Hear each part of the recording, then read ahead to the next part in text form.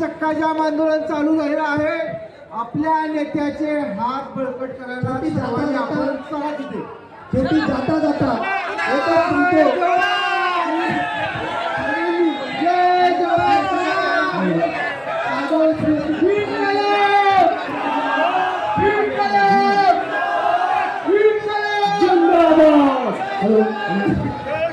सर्व शेतकरी भाऊच्या मार्फत आदेश आहे। सर्व शेतकऱ्यांनी भावने तिथं चक्का जाम आंदोलन केलं या आपल्या भाऊंची भावना साथ देण्यासाठी आपल्याला तिकडे जायचं आहे।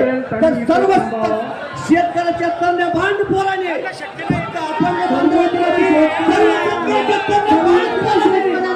भावना साथ देण्यासाठी चक्का जाम आंदोलन तिथं चालू झालेलं आहे। सर्व शेतकऱ्याच्या तंद्या भांड पोराने चक्का जाम आंदोलन चालू होत आहे।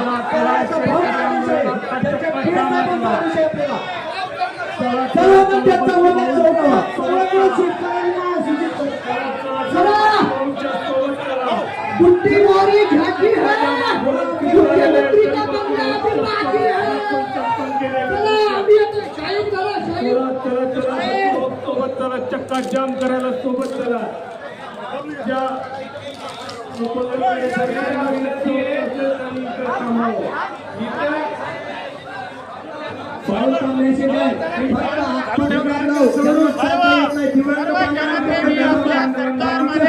सर्व जनतेला शेतकऱ्याला न्याय भेटला पाहिजे आणि समाजाच्या संपूर्ण कर्जमाफी भेटल्याबद्दल सरकारला आपण सोडायचं नाही।